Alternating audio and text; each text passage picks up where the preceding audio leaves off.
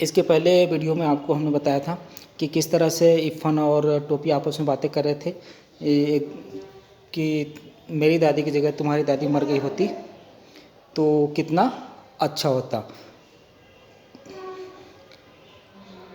टोपी ने इरफान को पुरसा दिया, यानी आश्वासन दिया, भरोसा दिया। इरफान ने जब कोई बात का जवाब नहीं दिया तो उसे जवाब नहीं दिया। और दूसरी बात कि बच्चों वो इतने छोटे थे कि इस बात का जवाब उसको देना ही नहीं आया। दोनों दोस्त चुपचाप रोने लगे। क्यों? क्योंकि दोनों दोस्त दादी से बहुत प्यार करते थे। इरफान की दादी से बहुत लगाव था, टोपी का भी और इरफान का भी। तो इतना बच्चों पिछले वीडियो में आप लोगों ने देख चुका था।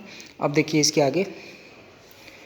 टोपी ने 10 अक्टूबर सन 45 को कसम खाई कि वो किसी ऐसे लड़के से दोस्ती नहीं करेगा जिसका बाप ऐसी नौकरी करता हो जिसमें बदली होती हो। टोपी ने 10 अक्टूबर सन 1945 में कसम खाई कि किसी ऐसे बच्चे से दोस्ती नहीं करेगा जिसके पिता किसी ऐसे विभाग में काम करते हो जिनकी पोस्टिंग आती रहती है। ऐसा क्यों हुआ? क्योंकि 10 अक्टूबर सन 45 को ही इरफान के पिता का तबादला हो गया था। यूँ तो लेखक बता रहे हैं कि 10 अक्टूबर सन 45 का यूँ तो कोई महत्व नहीं है, परंतु टोपी के आत्म इतिहास में, उसके जीवन के इतिहास में यह तारीख बहुत महत्व रखती है। क्यों? क्योंकि इसी तारीख को इरफान के पिता की बदली मुरादाबाद में हुई थी। मुरादाबाद चले गए थे, यानी टोपी अपने मित्र इरफान से जुदा हो गया। इरफान की दादी के मरने के थोड़े दिनों बाद ये तबादला हुआ। जब इरफान की दादी की मृत्यु हुई थी उसके थोड़े दिनों बाद उसके पिता की पोस्टिंग हो गई। इसलिए टोपी और अकेला हो गया, क्योंकि दूसरे कलेक्टर ठाकुर हरिनाम सिंह के 3 लड़कों में से कोई भी उसका दोस्त नहीं बन सका। डब्बू बहुत छोटा था, बिल्लू बहुत बड़ा, गुड्डू तो था बराबर का पर अंग्रेजी से बोलता था। इसलिए तीनों कलेक्टर के बेटों में से किसी के साथ उसकी दोस्ती नहीं हो सकी। यह बात और थी कि उन तीनों को इसका एहसास था कि वो कलेक्टर के बेटे हैं। और दूसरी बात बच्चों, वो जो कलेक्टर के बेटे थे उनको एहसास था कि वो कलेक्टर के बेटे हैं। किसी ने टोपी को मुंह नहीं लगाया। माली और चपरासी टोपी को पहचानते थे, इसलिए वह बंगले में चला गया। बिल्लू, गुड्डू, डब्बू उस समय क्रिकेट खेल रहे थे और डब्बू ने हिट किया, गेंद को मारा। गेंद सीधी टोपी के मुंह पर आई। उसने घबराकर हाथ लगाया और गेंद उसके हाथ में आ गई। तो क्या हुआ? House that? Head Mali umpire था, उसने उंगली उठा दी और बेचारा केवल ये समझ सका कि हाउस दैट का शोर हो तो उंगली उठा देनी चाहिए। क्यों? क्योंकि टोपी को ये सब बातें बिल्कुल नहीं पता था और उसको अंग्रेजी भी नहीं आती थी, इसलिए उसने ऐसा समझा। Who are you? डब्बू ने सवाल किया। डब्बू सवाल करता है टोपी से कि हु आर यू? तुम कौन हो? बलभद्र नारायण, टोपी ने जवाब दिया। Who is your father? यह गुड्डू ने सवाल किया। उसके बाद गुड्डू ने क्या सवाल किया? Who is father? तुम्हारे पिता कौन है? तो जवाब दिया टोपी ने, भृगु नारायण। ए बिल्लू ने एम्पायर को आवाज़ दी, ये भृगु नारायण कौन है? एनी ऑफ आवर चपरासीस? जो माली था, एम्पायर का काम कर रहा था, एम्पायर बना हुआ था, तो उससे पूछता है ये भृगु नारायण कौन है, क्या हमारे चपरासी में से कोई है? तो जवाब देता, नहीं साहब, अंपायर ने कहा शहर के मशहूर दागदार हैं, मतलब इस शहर के मशहूर डॉक्टर हैं। You mean doctor? डब्बू ने फिर सवाल किया। किससे? माली से। Yes sir. हेड माली को इतनी अंग्रेजी आ गई थी, यस सर, नो सर, तो इतना सीख ही गया था। क्यों? क्योंकि जिस कलेक्टर के बगल में काम कर रहा था उसमें जो भी बच्चे थे या जो कलेक्टर थे सारे अंग्रेजी बोलते थे, इसलिए सुनते सुनते इतना तो बोल ही लेता था।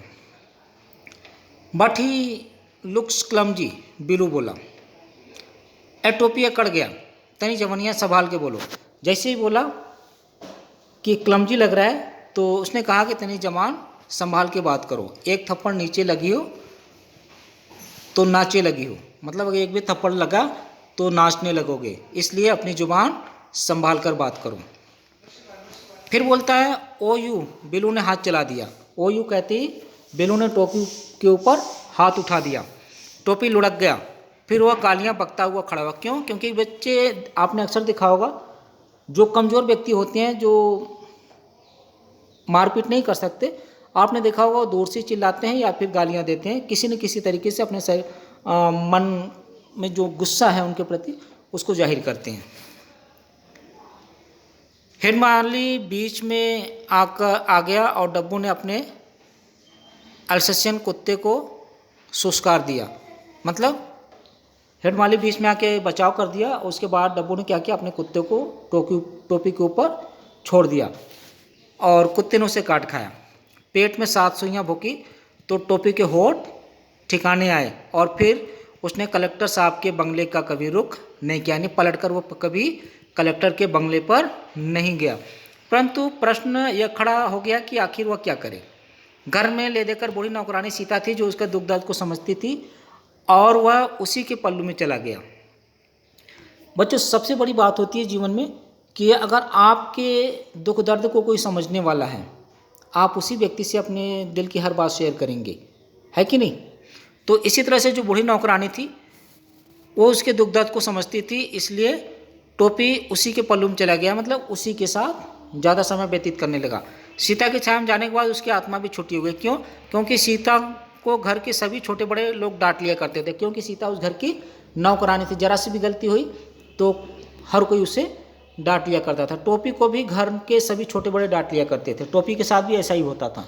टोपी को भी और सीता को भी घर के सभी छोटे बड़े डांट लिया करते, इसलिए दोनों एक दूसरे से प्यार करने लगे। दोनों एक दूसरे से प्यार करने लगे। दोनों का एक दूसरे के प्रति जो लगाव था वो बढ़ गया। टेक मत किया करो बाबू। एक रात जब मुन्नी बाबू भैरव का दाज करने पर, दाज यानी एक तरह से होता है बच्चों बराबरी, करने पर बहुत पिटा तो सीता ने उसे अपने कोठरी में ले आकर बहुत समझाना शुरू किया। जाकर बहुत समझाया। क्यों? क्योंकि टोपी काफ़ी अच्छा था, पर घर के सभी छोटे बड़े लोग उसको डांट लिया करते थे। पर सीता से जब भी उसको डांटते या जब भी उसको मार पड़ती तो सीता से देखे नहीं जाता, तो उसे समझाना शुरू किया। बात यह हुई थी कि जाड़े के दिन थे, सर्दियों का मौसम था। मुन्नी बाबू के लिए कोट का नया कपड़ा आया, भैरव के लिए भी नया कोट बना। टोपी को मुन्नी बाबू का कोट मिला। मुन्नी बाबू का जो कोट था वो टोपी को दिया गया, बिल्कुल नया था। मुन्नी बाबू को पसंद नहीं था। आया कोट किसके लिए था? मुन्नी बाबू के लिए, पर उसको पसंद नहीं आया तो टोपी को दे दिया गया। फिर भी बना तो था उन्हीं के लिए, था तो उतरन। उतरन मतलब किसी का उतारा हुआ, पहनकर उतारा हुआ। टोपी ने वह कोट उसी वक्त दूसरी नौकरानी केतकी थी उसके बेटों को दे दी। वह खुश हो गया। नौकरानी के बच्चों को अगर कोई भी सामान या कोई भी चीज़ दी जाती है तो उससे वापस नहीं ली जा सकती। इसलिए तय हुआ कि टोपी जाड़ा खाए। जाड़ा खाए मतलब सर्दियों में उसको गर्म कपड़े नहीं मिलेंगे, वो सर्दियों में ऐसे ही व्यतीत करेगा। तो टोपी ने क्या जवाब दिया? हम जाड़ा ओड़ा ना खाएंगे, भात खाएंगे। टोपी ने कहा। मतलब जाड़ा ओड़ा यहाँ पर सार्थक और निरर्थक शब्दों का युग्म है। जाड़ा हो गया सर्दी, ओड़ा मतलब जाड़ा को प्रभावशाली बनाने के लिए यहाँ पर निरर्थक शब्द का प्रयोग किया गया। भात खाएंगे, भात में चावल खाएंगे। तुम जूते खाओगे, सुभद्रा देवी बोली। दादी ने क्या बोला? तुम जूते खाओगे। तो टोपी जवाब देता है कि आपको यह ना मालूम कि जूता खाया ना जाते पहना जाते हैं। मतलब जूते खाते नहीं है बल्कि पहनने की चीज़ है। दादी से बदतमीजी करते हो। मुन्नी बाबू ने बिगड़ कर कहा, तो हम का इनकी पूजा करें? फिर क्या था? दादी ने आसमान सिर पर उठा लिया। जैसे मुन्नी बाबू ने कहा कि तुम दादी से बदतमीजी करते हो, तो टोपी ने जवाब दिया, तो क्या हम इनकी पूजा करें? इस बात को लेकर दादी बिगड़ गई और राम दुलारी यानी उसकी जो टोपी की जो माँ थी उसको पीटना शुरू किया। तू 10वां में पहुँच गई बाढ़, मतलब तुम 10वीं कक्षा में पहुँच गए हो। सीता ने कहा, तुहे दादी से टर्राव के तो ना चाहिए, किनो वो तोहार दादी बाड़ी। सीता क्या समझा रही है कि तुम्हें दादी से नहीं टकराना चाहिए, दादी के साथ बदतमीजी नहीं करना चाहिए। क्यों? क्योंकि वो तुम्हारी दादी है और दादी बड़ी होती है। क्यों? क्योंकि वो पिता की माँ होती है, तो काफ़ी बड़ी हुई। तो इस तरह से बड़ों के साथ ऐसा बर्ताव नहीं किया जाता। सीता ने तो बड़ी आसानी से कह दिया कि 10वीं में पहुँच गया है, परंतु यह बात इतनी आसान नहीं थी। सीता ने बहुत आसानी के साथ कह दिया कक्षा 10वीं पहुँच गए हो, पर कक्षा 10वीं में पहुँचना कोई आसान बात टोपी के लिए नहीं थी। 10वीं में पहुँचने के लिए उसको बड़े पापड़ बेलने पड़े, बड़ी मशक्क़त करनी पड़ी। 2 साल वह फेल हो गया। 9वीं में सन 49 में पहुँच गया था, 1949 में ही 9th क्लास में पहुँच गया था, परंतु 10वीं में 1952 में पहुँचा। जब वो पहली बार फेल हुआ तो मुन्नी बाबू इंटरमीडिएट में फर्स्ट आया, यानी 10+2। मुन्नी बाबू 10+2 में फर्स्ट आया और भैरव कक्षा 6वीं में। सारे घर ने उसे जवान की नोक पर रख लिया, बहुत रोया। बात यह नहीं थी कि वो गाउदी था। गाउदी मतलब भोंदू। भोंदू यानी आप एक तरह से कह सकते हैं कमज़ोर, पढ़ने में कमज़ोर। वो पढ़ने में कमज़ोर नहीं था, वो काफ़ी तेज़ था, परंतु उसे कोई पढ़ने नहीं देता था। होता ऐसा था कि जब वो पढ़ने बैठता, मुन्नी बाबू को कोई काम निकल आता या राम दुलारी को कोई चीज़ मंगवानी पड़ जाती जो नौकरों से नहीं मंगवाई जा सकती, तो सब कुछ न होता तो पता चलता कि भैरव ने उसके कापियों के पेजेस फाड़ के हवाई जहाज़ बनाकर उड़ा डाले। तो इस तरह से टोपी के साथ बर्ताव होता था, जिसकी वजह से वो पढ़ाई नहीं कर पाता था। बच्चों, पढ़ने के लिए बिल्कुल फ्री इन्वायरमेंट चाहिए, मतलब ऐसा इन्वायरमेंट, मतलब बिल्कुल मानसिक रूप से हमें तंदुरुस्त होना पड़ेगा। अगर कोई भी मानसिक तनाव है, टेंशन है, तो जाहिर सी बात है कि पढ़ाई में मन नहीं लगेगा। और दूसरे साल उसे टाइफाइड हो गया। तीसरे साल वो 3rd डिवीज़न में पास हो गया। यह 3rd डिवीज़न कलंक के टीके की तरह उसके माथे से चिपक गया। और तीसरे साल बच्चों पास हुआ किस डिवीज़न में? 3rd डिवीज़न में। परंतु हमें उसकी मुश्किलों को ध्यान में रखना चाहिए। टोपी के साथ जो बर्ताव किया जाता था, टोपी के जीवन में जो मुश्किलें थी, परेशानियाँ थी, हमें उसको ध्यान में रखना चाहिए। सन 49 में अपने साथियों के साथ था, वो फेल हो गया, सभी साथी आके निकल गए, वह अकेला रह गया। सन 50 में उसी दर्जे में उन लड़कों के साथ बैठना पड़ा जो पिछले साल कक्षा 8वीं में थे। जाहिर सी बात है, अगर कक्षा 9वीं में कोई बच्चा पढ़ रहा है, अगर फेल हो जाए तो 9वीं वाले सारे 10वीं कक्षा में पहुंच जाएंगे और जो कक्षा 8वीं वाले हैं वो 9वीं में आ जाएंगे। पीछे वालों के साथ एक ही दर्जे में बैठना कोई आसान काम नहीं होता है। उसके दोस्त सारे 10वीं में थे, वह उन्हीं से मिलता, उन्हीं के साथ खेलता। अपने साथ हो जाने वाले में से किसी के साथ उसकी दोस्ती नहीं हो सकी। मतलब जो पिछले कक्षा 8वीं के बच्चे जो आए थे कक्षा 9वीं में, टोपी उनमें से किसी के साथ दोस्ती नहीं कर सका, कोई उसका दोस्त ही नहीं बन सका। ठीक है बच्चों, वह जब भी क्लास में बैठता उसे बैठना अपना बहुत ही अजीब सा लगता और उस पर सितम मतलब जुल्म, अत्याचार। यह हुआ कि कमज़ोर लड़कों को जब भी मास्टर जी समझाते तो उदाहरण के तौर पर, मिसाल के रूप में टोपी का नाम बताते। क्या मतलब है? साल, अवतार या मोहम्मद अली, बलभद्र की तरह इसी दर्जे में टिके रहना चाहे तो क्या? शाम, अवतार या मोहम्मद अली, ऐसे ही नाम बताकर टीचर उदाहरण देते कि बलभद्र की तरह इसी दर्जे में टिके रहना चाहते हो क्या? कक्षा में जो बच्चे थे उनका नाम लेकर कहते कि अगर आप पढ़ाई नहीं करोगे तो बलभद्र नारायण यानी टोपी की तरह तुम्हें इसी कक्षा में बैठना पड़ेगा। यह सुनकर सारा दर्जा हंस पड़ता। कक्षा में जितने भी बच्चे थे सारे बच्चे हंस पड़ते। हंसने वाले वे होते जो पिछले साल 8वीं में थे, मतलब कक्षा 8वीं में पढ़ने वाले जो बच्चे उसके साथ 9वीं में आकर बैठे थे कक्षा 9वीं में, तो वो सारे बच्चे उस पर हंस पड़ते। वह किसी न किसी तरह इस साल को झेल गया, परंतु जब सन 1951 में उसी 9वें दर्जे में बैठना पड़ा तो बिल्कुल गीली मिट्टी का लौंदा हो गया। गीली मिट्टी का लौंदा मतलब गीली मिट्टी का पिंड, टुकड़ा, जैसे दीवार में फेंक दो तो वो चिपक ही जाता है।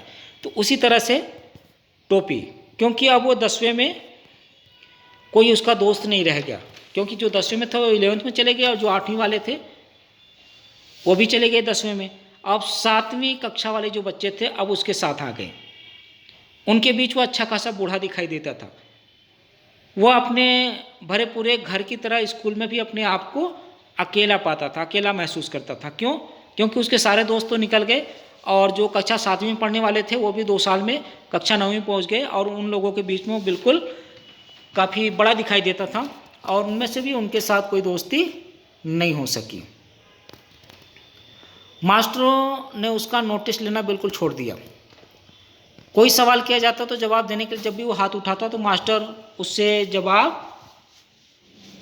कोई जवाब उससे ना पूछता, परंतु जब उसका हाथ उठता ही रहा तो एक दिन अंग्रेजी साहित्य के मास्टर ने कहा, जब भी कोई सवाल स्कूल में मास्टर पूछते तो वो हाथ खड़ा करता था जवाब देने के लिए, तो कोई भी उसका जवाब नहीं सुनता था।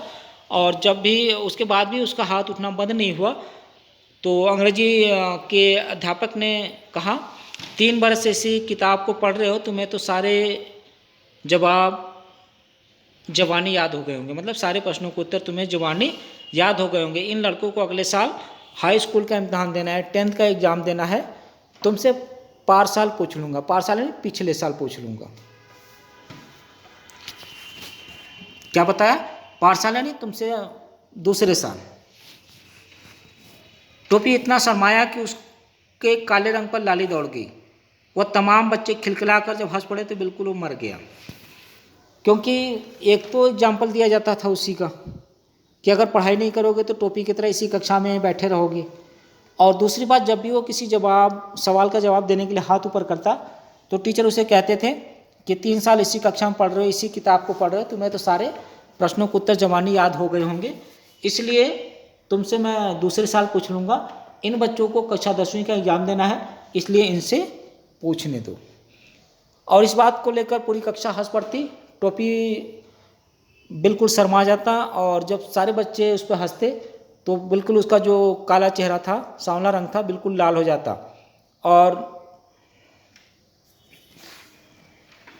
जब वो पहली बार 9वीं में आया था तो इन्हीं बच्चों की तरह वो भी बच्चा ही था, और 2 साल फेल होने की वजह से वो जो 9वीं कक्षा में जो पिछले 7th क्लास के बच्चे जो आए उनमें से वो काफ़ी बड़ा दिखाई देता था। फिर उसी दिन अब्दुल वहीद ने रिसेस में वह तीर मारा कि टोपी बिल्कुल बिलबिला गया, मतलब गुस्से से पागल हो गया। क्या बोला उसने? वहीद क्लास का सबसे तेज लड़का था और मॉनिटर भी था, और सबसे बड़ी बात यह थी कि वह लाल तेल वाले डॉक्टर सरफुद्दीन का बेटा था। उसने कहा, बलभद्र अबे तो हम लोगन में का घुसता है। क्या बोलता है? कि हम लोगों के बीच में क्यों आता है? 8th वालन से दोस्ती कर, हम लोग निकल जाएंगे, बाकी तुम्हें तो उन्हीं सबन के साथ रह के हुई हैं। क्या बोलता है? कि हम तो निकल जाएंगे 10th में, तुम 8th वाले बच्चों के साथ दोस्ती कर, क्योंकि 8th वाले बच्चे अगले साल तुम्हारे साथ आ जाएंगे, इसलिए उन्हीं के साथ दोस्ती करो। यह बात टोपी के दिल के आर पार हो गई। वह कसम खा ली कि टाइफाइड हो या टाइफाइड का बाप हो, पास होना ही होना है। टोपी ने कसम खा ली कि अब कुछ भी हो जाए, किसी भी सूरत में मुझे 9th क्लास पास करना ही करना है। परंतु बीच में चुनाव आ गया। डॉक्टर भीरू नारायण नीले तेल वाले खड़े हो गए चुनाव में। अब जिस घर में कोई चुनाव के लिए खड़ा हो गया हो तो उस घर में पढ़ लिख कैसे सकते हैं, क्योंकि आए दिन लोग आते रहते हैं, मीटिंग होती रहती है, कहाँ पे प्रचार करने जाना है, किस तरह से बैनर पोस्टर बनवाना है, तो तमाम प्रकार की बातें होती है।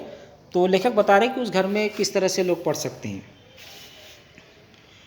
वह तो जब डॉक्टर साहब की जमानत जब्त हो गई, बुरी तरीके से हार गए चुनाव में, तब जाके घर में जरा सा सन्नाटा हुआ। टोपी ने देखा इम्तहान सिर पर खड़ा है, मतलब इम्तहान काफ़ी नज़दीक आ गया है, और पढ़ाई में जुट गया। परंतु ऐसे वातावरण में क्या कोई पढ़ सकता है था, इसलिए उसका पास हो जाना ही बहुत था।